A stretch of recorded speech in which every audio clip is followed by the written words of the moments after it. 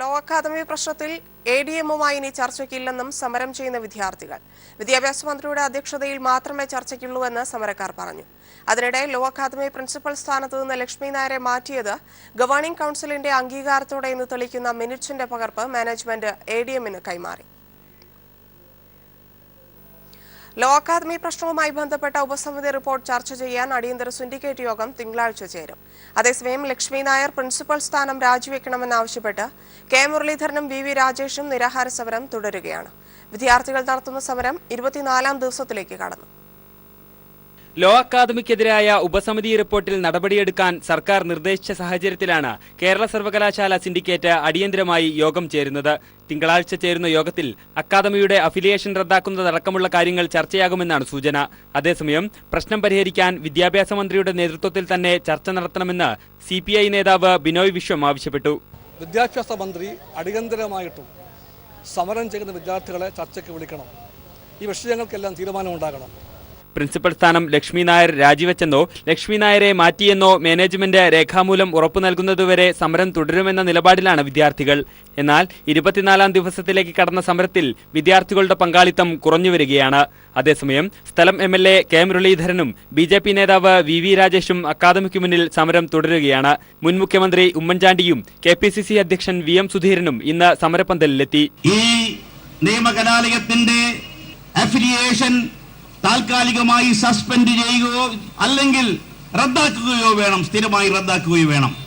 അതിനിടെ സ്ഥലത്ത് AIYF പ്രവർത്തകരും പോലീസും തമ്മിൽ സംഘർഷമുണ്ടായി. News bureau, Thiruvananthapuram. Peroorkada law അക്കാദമിയിൽ പൊതുസ്വത്ത് കയ്യേറിയുള്ള ഒരു കുടുംബ വാഴ്ചയാണ് നടക്കുന്നതെന്ന് T. പത്മനാഭൻ. ഹൈദരാബാദിലെയും JNU വിഷയവും ചർച്ച ചെയ്യുമ്പോൾ നമ്മൾ കേരളത്തിലെ കോളേജുകളിൽ നടക്കുന്ന നിയമലംഘനങ്ങൾ കാണാത്തത് ദുഃഖകരമാണെന്നും T. പത്മനാഭൻ പറഞ്ഞു. അതേസമയം ലോ അക്കാദമിയിലെ നിയമലംഘനങ്ങളിൽ സർക്കാർ നിയമ നടപടിയെടുക്കുമെന്ന് MA ബേബി പറഞ്ഞു. കോഴിക്കോട് നടക്കുന്ന ലിറ്റററി ഫെസ്റ്റിവലിലെ സംവാദ പരിപാടിയിൽ സംസാരിക്കുകയായിരുന്നു ഇരുവരും. കോഴിക്കോട് നടക്കുന്ന ലിറ്റററി ഫെസ്റ്റിവലിൽ എന്റെ രാഷ്ട്രീയം എന്ന സംവാദ പരിപാടിക്കിടെയാണ് പേരൂർക്കട ലോ അക്കാദമിയിലും നെഹ്റു കോളേജിലും ടോംസ് കോളേജിലുമെല്ലാം നടക്കുന്ന നിയമലംഘനങ്ങളെക്കുറിച്ച് നമ്മൾ കാണുന്നില്ലെന്ന വിമർശനവുമായി T. പത്മനാഭൻ രംഗത്ത് വന്നത്. പക്ഷേ പേരൂർക്കട നാം കാണുന്നില്ല, ദുഃഖകരമാണ്. അവിടത്തെ ലോ അക്കാദമിയിൽ നടക്കുന്നത് എന്താണ്, നെഹ്റു കോളേജിൽ നടക്കുന്നത് എന്താണ്, ടോംസ് കോളേജിൽ നടക്കുന്നത് എന്താണ്, പേരൂർക്കടയോ അവിടെ എന്താണ് നടക്കുന്നത്? ഒരു കുടുംബം പൊതുസ്വത്ത് കയ്യേറി സകല നിയമങ്ങളെയും കാറ്റിൽ പറത്തി ഈ ആധുനിക സമൂഹത്തെ തന്നെ വെല്ലുവിളിച്ചുകൊണ്ട് അവിടെ ഭരണം നടത്തുകയല്ലേ ചെയ്യുന്നത്. അത്യന്തം വേദനാജനകമല്ലേ? ദളിത് വിദ്യാർത്ഥിയെ ജാതീയമായി അധിക്ഷേപിക്കുന്നു. രോഹിത് വിമലമാർ ഉണ്ടായാൽ മാത്രമേ നമ്മൾ ഇക്കാര്യങ്ങൾ ചർച്ച ചെയ്യൂവെന്നും ട്രസ്റ്റുകളെ എല്ലാ കാലത്തും ഭയക്കണമെന്നും T. പത്മനാഭൻ പറഞ്ഞു. അതേസമയം ലോ അക്കാദമിയിലെ പ്രശ്നവുമായി ബന്ധപ്പെട്ട് വിവിധ വകുപ്പുകൾ നിയമ നടപടിയുമായി മുന്നോട്ട് പോകുന്നുണ്ടെന്ന് സംവാദത്തിൽ പങ്കെടുത്ത MA ബേബി പറഞ്ഞു. ആ വിദ്യാഭ്യാസ സ്ഥാപനവുമായി ബന്ധപ്പെട്ട് എന്തെല്ലാം നിയമലംഘനങ്ങളുണ്ട് എന്നാണോ ഇപ്പോൾ വിമർശിക്കപ്പെടുന്നത്, അത് മുഴുവൻ കേരളത്തിലെ സംസ്ഥാന ഗവൺമെന്റ് പരിശോധിക്കും. വിദ്യാഭ്യാസവുമായി ബന്ധപ്പെട്ട കാര്യങ്ങൾ വിദ്യാഭ്യാസ വകുപ്പ് പരിശോധിക്കും. ഭൂമിയുമായി ബന്ധപ്പെട്ട കാര്യം റവന്യൂ വകുപ്പ് പരിശോധിച്ചു തുടങ്ങിയിട്ടുണ്ട്. News bureau, Kozhikode. മുഖ്യമന്ത്രിയുടെ ഔദ്യോഗിക വസതിയായ ക്ലിഫ് ഹൌസിലേക്ക് നടത്തിയ യൂത്ത് കോൺഗ്രസ് മാർച്ചിൽ നേരിയ സംഘർഷം. ലോ അക്കാദമിക്ക് മുന്നിൽ നടത്തിയ KSU മാർച്ചിന് നേരെയുണ്ടായ പോലീസ് ലാത്തിചാർജിൽ പ്രതിഷേധിച്ചായിരുന്നു മാർച്ച്. സംഭവത്തെ തുടർന്ന് പോലീസ് ജലപീരങ്കി ഉപയോഗിച്ചു. യൂത്ത് കോൺഗ്രസ് സംസ്ഥാന വൈസ് പ്രസിഡന്റ് CR മഹേഷിന്റെ നേതൃത്വത്തിലായിരുന്നു മാർച്ച് നടന്നത്. നെഹ്റു ഗ്രൂപ്പിന്റെ കീഴിലുള്ള ഒറ്റപ്പാലം ലക്കിടി ജവഹർലാൽ എഞ്ചിനീയറിംഗ് കോളേജ് തുറന്നു പ്രവർത്തിക്കണമെന്നാവശ്യപ്പെട്ട് SFIയുടെ നേതൃത്വത്തിൽ പ്രിൻസിപ്പലിനെ ഉപരോധിച്ചു. പാമ്പാടി നെഹ്റു കോളേജ് വിദ്യാർത്ഥി ജിഷ്ണുവിന്റെ മരണവുമായി ബന്ധപ്പെട്ട് സമരം നടത്തിയതിന്റെ പ്രതികാരമായാണ് മാനേജ്മെന്റ് കോളേജ് അടച്ചിട്ടതെന്ന് ആരോപിച്ചാണ് വിദ്യാർത്ഥികൾ പ്രിൻസിപ്പലിനെ ഉപരോധിച്ചത്. തുടർന്ന് ഈ മാസം 16-ന് വിദ്യാർത്ഥികൾ ഉന്നയിച്ച വിഷയങ്ങൾ വിശദമായി ചർച്ച ചെയ്യാമെന്ന് കോളേജ് അധികൃതർ ഉറപ്പു നൽകി. ഇതേ തുടർന്ന് ഉപരോധ സമരം പിൻവലിച്ചു. കോളേജ് ഉടൻ തുറക്കണമെന്നാവശ്യപ്പെട്ട് SFIയുടെ നേതൃത്വത്തിൽ നിന്ന് കോളേജിന് മുന്നിൽ ധർണയും നടത്തി. ജേക്കബ് തോമസ് വിഷയത്തിൽ മുഖ്യമന്ത്രിക്ക് VSന്റെ കത്ത്. ജേക്കബ് തോമസിനെതിരെ ചീഫ് സെക്രട്ടറി നടത്തിയ ശുപാർശ പകപോക്കലിന്റെ ഭാഗമെന്ന് VS. ഉദ്യോഗസ്ഥർ കുടിപ്പക തീർക്കാൻ ശ്രമിക്കുന്നു. മുഖ്യമന്ത്രിയുടെ അടിയന്തര ഇടപെടൽ ഉണ്ടാകണമെന്ന VSന്റെ ആവശ്യം. വിവരങ്ങളുമായി സുനിൽ അരുമാനൂർ ചേരുന്നു. സുനിൽ, മറ്റെന്തൊക്കെ കാര്യങ്ങളാണ് മുഖ്യമന്ത്രിക്ക് നൽകിയ കത്തിൽ VS പറഞ്ഞിരിക്കുന്നത്? വിശദാംശങ്ങൾ. വിജിലൻസ് ഡയറക്ടർ ജേക്കബ് തോമസിനെ മാറ്റി നിർത്തണം എന്ന് ആവശ്യപ്പെട്ടുകൊണ്ട് ചീഫ് സെക്രട്ടറി മുഖ്യമന്ത്രിക്ക് ഒരു ഫയൽ കുറിപ്പ് നൽകിയിരുന്നു. ഇത് വാർത്തയായി വന്നതിനെ തുടർന്നാണ് VS അച്യുതാനന്ദൻ ഇപ്പോൾ മുഖ്യമന്ത്രിക്ക് കത്ത് നൽകിയിരിക്കുന്നത്. ജേക്കബ് തോമസ് വിഷയത്തിൽ ഭരണപരിഷ്കാര കമ്മീഷൻ VS പറഞ്ഞിരിക്കുന്നത് വിജിലൻസ് ഡയറക്ടർ ജേക്കബ് തോമസിനെതിരെയുള്ള ചീഫ് സെക്രട്ടറിയുടെ ശുപാർശ പകപോക്കൽ ലക്ഷ്യമിട്ടാണെന്നാണ്. അതുപോലെ തന്നെ ഉദ്യോഗസ്ഥർ പരസ്പരം കുടിപ്പക തീർക്കാനുള്ള ശ്രമമാണ് വ്യാപകമായി നടക്കുന്നത്. അഴിമതിക്കാരായ ഉദ്യോഗസ്ഥരെല്ലാം ഒത്തുകളിക്കുന്നു. അറസ്റ്റിലായ പത്മകുമാർ IASനെതിരെ ചീഫ് സെക്രട്ടറി ഇതുവരേക്കും നടപടി സ്വീകരിച്ചിട്ടില്ല. എന്നിട്ടാണ് ഇപ്പോൾ ജേക്കബ് തോമസിനെതിരെ മാറ്റി നിർത്തണമെന്നുള്ള ഒരു ആവശ്യവുമായി വന്നിരിക്കുന്നത്. ഈ സാഹചര്യത്തിൽ ഉദ്യോഗസ്ഥരുടെ ഇത്തരത്തിലുള്ള പ്രവർത്തനങ്ങൾക്ക് തടയിടുന്നതിന് വേണ്ടി തന്നെ മുഖ്യമന്ത്രി അടിയന്തരമായി ഇക്കാര്യത്തിൽ ഇടപെടണം എന്നാവശ്യപ്പെട്ടുകൊണ്ടാണ് ഇത്തരത്തിലൊരു കുറിപ്പ് VS അച്യുതാനന്ദൻ മുഖ്യമന്ത്രിക്ക് നൽകിയിരിക്കുന്നത്. സുനിൽ, ഇതേക്കുറിച്ച് VS ഏതെങ്കിലും രീതിയിലുള്ള അന്വേഷണത്തിന് ആവശ്യപ്പെടുകയോ മറ്റോ കത്തിലുണ്ടായിട്ടുണ്ടോ? അത്തരത്തിൽ അന്വേഷണമൊന്നും ആവശ്യപ്പെട്ടിട്ടില്ല. കാരണം സ്ഥിതിഗതികൾ ഇങ്ങനെ പോകുന്നത് കാരണം ഇപ്പോൾ സർക്കാരിനെതിരെ മറ്റൊരു തരത്തിൽ ഫയലുകൾ നീങ്ങുന്നില്ല എന്നുള്ള തരത്തിലുള്ള ആക്ഷേപം മാധ്യമങ്ങളിൽ നിലനിൽക്കുന്നുണ്ട്. ഈ പശ്ചാത്തലത്തിൽ തന്നെ പ്രത്യേകിച്ച് വിജിലൻസ് എടുക്കുന്ന കേസുകളിലൊന്നും തുടർ നടപടികൾ ഉണ്ടാകുന്നില്ല. വിജിലൻസിൽ ഉദ്യോഗസ്ഥർക്ക് ആകെ സ്തംഭനാവസ്ഥയാണ് ഉണ്ടായിരിക്കുന്നതെന്നും VS ചൂണ്ടിക്കാട്ടിയിരിക്കുകയാണ്. ഇത്തരത്തിൽ അതീവ ഗൗരവമായിട്ടുള്ള ഒരു സ്ഥിതിവിശേഷം ആയതുകൊണ്ട് തന്നെ ഇക്കാര്യത്തിൽ മുഖ്യമന്ത്രി അടിയന്തരമായി ഇടപെടണം എന്നുള്ള ഒരു ആവശ്യമാണ് VS മുന്നോട്ട് വെച്ചിരിക്കുന്നത്. സുനിൽ അരുമാനൂരാണ് വിശദാംശങ്ങൾ നൽകിയത്. ജേക്കബ് തോമസ് വിഷയത്തിൽ മുഖ്യമന്ത്രിക്ക് VSന്റെ കത്ത്. ജേക്കബ് തോമസിനെതിരെ ചീഫ് സെക്രട്ടറി നടത്തിയ ശുപാർശ പകപോക്കലിന്റെ ഭാഗമെന്നാണ് VS പറഞ്ഞിരിക്കുന്നത്. ഉദ്യോഗസ്ഥർ കുടിപ്പക തീർക്കാൻ ശ്രമിക്കുന്നുവെന്നും മുഖ്യമന്ത്രിയുടെ അടിയന്തര ഇടപെടൽ ഉണ്ടാകണമെന്നുമാണ് കത്തിൽ VSന്റെ ആവശ്യം. വിശദാംശങ്ങളാണ് സുനിൽ അരുമാനൂർ നൽകിയത്. വിജിലൻസ് ഡയറക്ടർ ജേക്കബ് തോമസിനെ മാറ്റി നിർത്തി അന്വേഷണം വേണമെന്ന് ചീഫ് സെക്രട്ടറി. തുറമുഖ വകുപ്പ് ഡയറക്ടറായിരിക്കെ ഡ്രഡ്ജർ വാങ്ങിയ ഇടപാടിലൂടെ ഖജനാവിന് കോടികളുടെ നഷ്ടം വരുത്തിയെന്ന ധനകാര്യ വകുപ്പ് അഡീഷണൽ ചീഫ് സെക്രട്ടറിയുടെ റിപ്പോർട്ടിന്മേലാണ് ശുപാർശ. റിപ്പോർട്ടിന്മേൽ മുഖ്യമന്ത്രി ഡയറക്ടർ ജനറൽ ഓഫ് പ്രോസിക്യൂഷന്റെ അഭിപ്രായം തേടി. തുറമുഖ വകുപ്പ് ഡയറക്ടറായിരിക്കെ ആഗോള ടെൻഡർ ഒഴിവാക്കി ഹോളണ്ടിൽ നിന്ന് മണ്ണുമാന്തി കപ്പൽ വാങ്ങാൻ ജേക്കബ് തോമസ് കരാർ നൽകിയെന്നും ഇതിൽ വലിയ ക്രമക്കേട് നടന്നുവെന്നുമാണ് ധനകാര്യ വകുപ്പ് പ്രിൻസിപ്പൽ സെക്രട്ടറി ചീഫ് സെക്രട്ടറിക്ക് നൽകിയ റിപ്പോർട്ടിൽ ചൂണ്ടിക്കാട്ടിയിട്ടുള്ളത്. ഇടപാടിലൂടെ 15 കോടിയുടെ നഷ്ടം ഖജനാവിനുണ്ടായി. ദില്ലിയിലുള്ള ഒരു വ്യക്തിയുമായി ചേർന്ന് ഇക്കാര്യത്തിൽ കൃത്രിമം കാണിച്ചുവെന്നും റിപ്പോർട്ട് ചൂണ്ടിക്കാട്ടുന്നു. ഇക്കാര്യം പ്രത്യേക സംഘത്തെ കൊണ്ട് അന്വേഷിപ്പിക്കണമെന്നും റിപ്പോർട്ടിൽ ആവശ്യപ്പെടുന്നുണ്ട്. റിപ്പോർട്ട് പരിശോധിച്ച ചീഫ് സെക്രട്ടറി ഇക്കാര്യത്തിൽ മുഖ്യമന്ത്രിക്ക് നടപടിയെടുക്കാമെന്ന കുറിപ്പോടെ ഫയൽ മുഖ്യമന്ത്രിക്ക് തന്നെ കൈമാറുകയായിരുന്നു. ഇതേ തുടർന്നാണ് മുഖ്യമന്ത്രി ഡയറക്ടർ ജനറൽ ഓഫ് പ്രോസിക്യൂഷന്റെ അഭിപ്രായം തേടിയിരിക്കുന്നത്. News bureau, Thiruvananthapuram. വിദ്യാർത്ഥി പ്രതിഷേധത്തെ തുടർന്ന് തിരുവനന്തപുരം നന്ദൻകോട് ബിവറേജസ് ഔട്ട്ലെറ്റ് തുറക്കേണ്ടതില്ലെന്ന് മന്ത്രി TP രാമകൃഷ്ണൻ ഉത്തരവിട്ടു. ഇതേ തുടർന്ന് വിദ്യാർത്ഥികൾ നടത്തിവന്നിരുന്ന സമരം പിൻവലിച്ചു. ഔട്ട്ലെറ്റ് തുറന്നാൽ ഇനിയും സമരം ആരംഭിക്കുമെന്ന് വിദ്യാർത്ഥിനികൾ പറഞ്ഞു.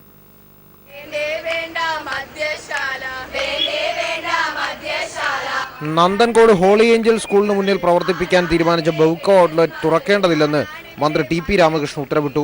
ഇതേ തുടർന്ന് കഴിഞ്ഞ ദിവസം ആരംഭിച്ച വിദ്യാർത്ഥിനികളുടെയും രക്ഷിതാക്കളുടെയും സമരം പിൻവലിച്ചു.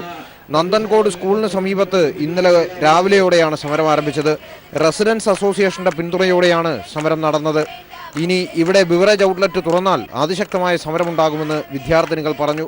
ഇവിടെ വന്നു നമ്മൾ വീണ്ടും പ്രൊട്ടസ്റ്റ് ചെയ്തു. നമ്മളെ സ്കൂളിന്റെ മുമ്പിൽ, ബാങ്കിന്റെ മുമ്പിൽ, ഈ റെസിഡൻസിന്റെ മുമ്പിൽ ഒന്നും ഇനി ഈ മദ്യ ഷോപ്പിംഗ് ഇവിടെ നടക്കത്തില്ല. നല്ല സന്തോഷമുണ്ട്. സമരം വിജയിച്ചതിൽ നല്ല സന്തോഷമുണ്ട്. പ്രതിഷേധത്തെ തുടർന്ന് കോർപ്പറേഷൻ ഇന്നലെ ബിവറേജ് ഔട്ട്ലെറ്റിന് സ്റ്റോപ്പ് മെമ്മോ നൽകിയിരുന്നു. കോർപ്പറേഷന്റെ അനുമതിയില്ലാതെയാണ് വിദ്യാർത്ഥിനികൾ മാത്രം പഠിക്കുന്ന സ്കൂളിന് സമീപം ബിവറേജ് ഔട്ട്ലെറ്റ് തുടങ്ങാൻ തീരുമാനിച്ചത്. ദേശീയപാതയോരത്തെ ബിവറേജ് ഔട്ട്ലെറ്റുകൾ മാറ്റിസ്ഥാപിക്കണമെന്ന കോടതി വിധിയെ തുടർന്ന് ഉൾപ്രദേശങ്ങളിലേക്കാണ് ബെവ്കോ ഔട്ട്ലെറ്റുകൾ മാറ്റുന്നത്. എന്നാൽ സംസ്ഥാനത്തിന്റെ പല ഭാഗത്തും മദ്യശാലകൾക്കെതിരെ കടുത്ത പ്രതിഷേധമുയരുന്നത് ബിവറേജസ് കോർപ്പറേഷനെയും പ്രതിസന്ധിയിലാക്കിയിട്ടുണ്ട്.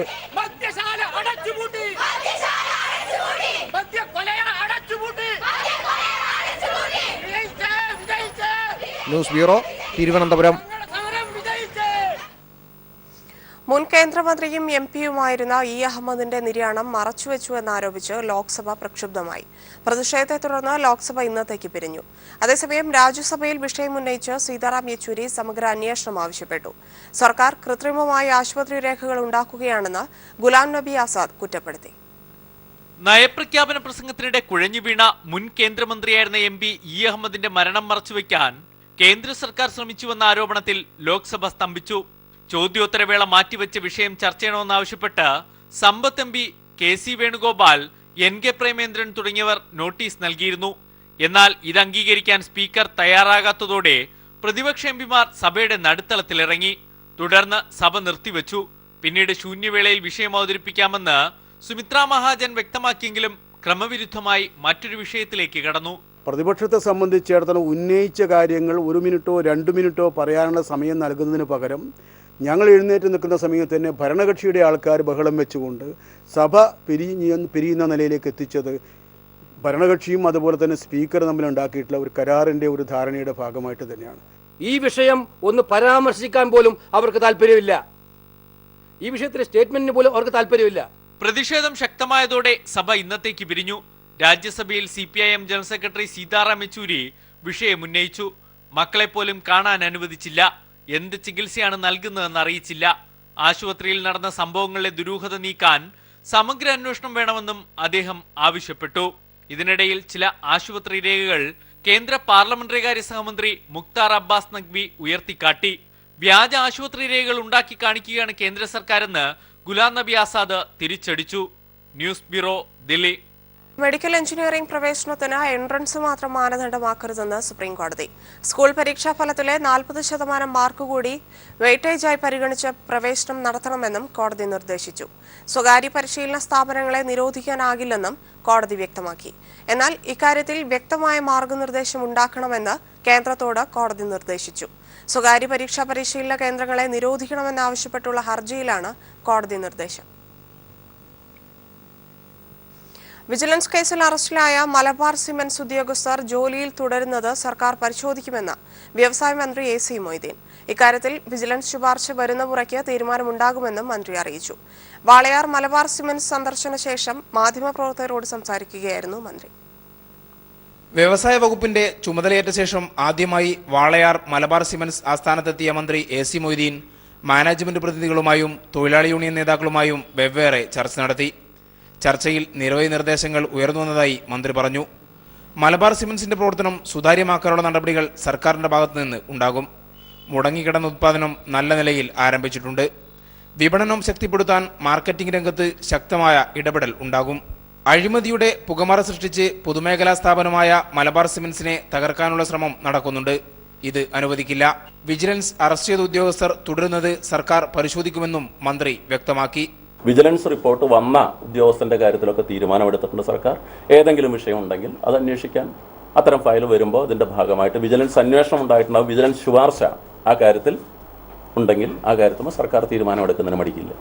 മലബാർ സിമന്റിനെ അഴിമതി രഹിതമായി മുന്നോട്ട് കൊണ്ടുപോകണം എന്ന് തന്നെയാണ് സർക്കാരിന്റെ അഭിപ്രായം. PKCC MLA, വ്യവസായ വകുപ്പ് special secretary Sanjeev Kaul, RIAB chairman Sukumaran Nair, Malabar cements MD VB Ramendran Nair എന്നിവരും വിവിധ ട്രേഡ് യൂണിയൻ നേതാക്കളും ചർച്ചയിൽ പങ്കെടുത്തു.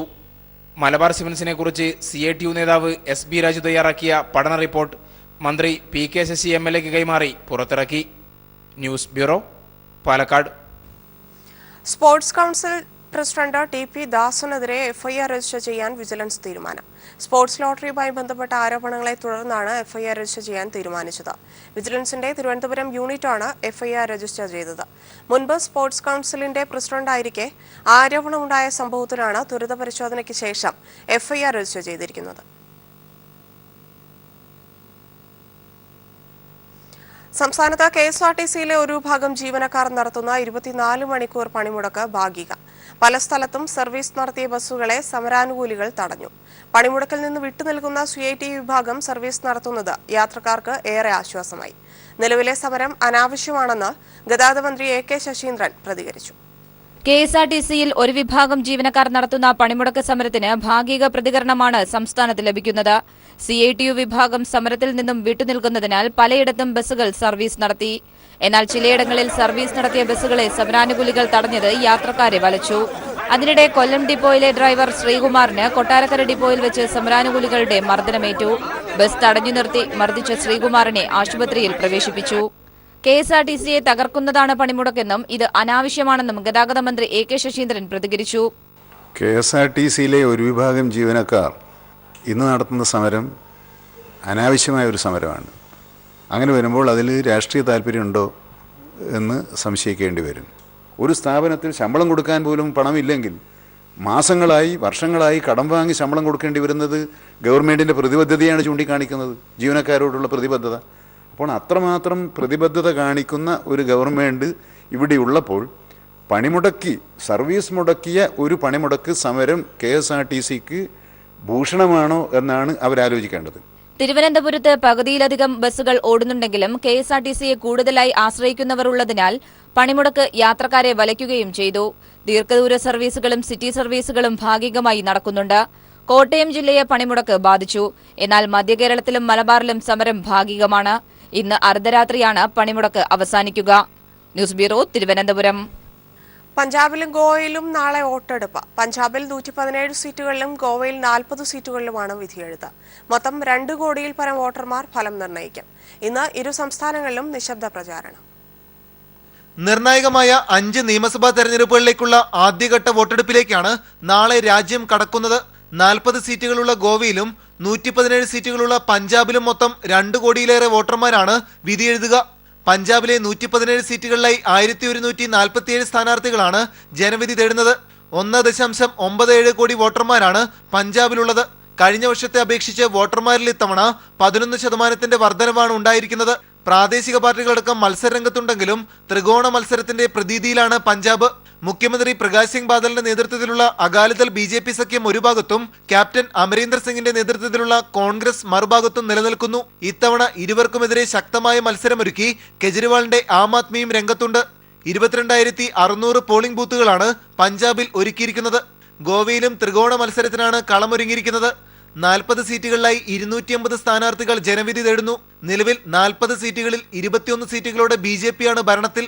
9 സീറ്റുകൾ കോൺഗ്രസും നിലനിർത്തുന്നു. ഇരു പാർട്ടികളുടെയും വോട്ടുകളിൽ വിള്ളൽ വീഴ്ത്തി ആം ആദ്മിയും രംഗത്തുണ്ട്. പ്രതിരോധ മന്ത്രി മനോഹർ പരീക്കറുടെ നേതൃത്വത്തിലായിരുന്നു BJPയുടെ പ്രചാരണം. 1642 പോളിംഗ് ബൂത്തുകളാണ് ഗോവയിൽ തെരഞ്ഞെടുപ്പ് കമ്മീഷൻ സജ്ജീകരിച്ചിരിക്കുന്നത്.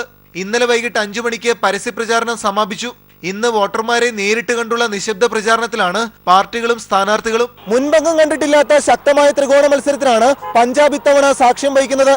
ഗോവയും പഞ്ചാബും നാളെ വിധി എഴുതാനിരിക്കെ അവസാന ലാപ്പ് സർവേ ഫലങ്ങളും BJPക്ക് തിരിച്ചടിയേകുന്നതാണ്. Manushankar, news bureau, Delhi.